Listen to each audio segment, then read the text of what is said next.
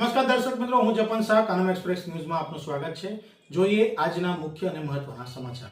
નર્મદાના રાજપીપળા શહેર નજીક ધર્મેશ્વર મહાદેવ મંદિરના જૂના મકાનમાંથી વાઘના ચામડા મળી આવ્યા। પ્રાપ્ત વિગત અનુસાર નર્મદા જિલ્લાના મુખ્ય મથક રાજપીપળા નજીક આવેલા ધર્મેશ્વર મહાદેવ મંદિરના જૂના મકાનમાંથી જાનવરના નખ અને ચામડા મળી આવ્યા હોવાની ઘટના સામે આવી છે। આ ઘટનાને પગલે સમગ્ર વિસ્તારમાં ચકચાર મચી જવા પામી છે। પ્રથમ વખત આટલી મોટી સંખ્યામાં જાનવરના અવશેષો મળી આવ્યા હોય એવું પહેલી વખત આ કિસ્સો બન્યો હોય તેમ લાગે છે। મંદિરના ટ્રસ્ટી દ્વારા વન વિભાગના અધિકારીઓને જાણ કરવામાં આવી કે મંદિરના જૂના મકાનમાં શંકાસ્પદ વસ્તુઓ પડી છે, જેની જાણ થતાં જ રાજપીપળા રેન્જ ફોરેસ્ટ ઓફિસર જિગ્નેશભાઈ સોની વન વિભાગના સ્ટાફ સાથે તાત્કાલિક ધર્મેશ્વર મહાદેવ મંદિર ખાતે પહોંચી તપાસ હાથ ધરી હતી। ત્યારે વન વિભાગના અધિકારીઓ પણ ચોંકી ઉઠ્યા હતા। તપાસ દરમિયાન 37 જેટલા વાઘના ચામડા તથા 4 જેટલા ચામડાના ટુકડા અને 133 જેટલા વાઘના નખ મળી આવ્યા હોવાનું જાણવા મળ્યું છે।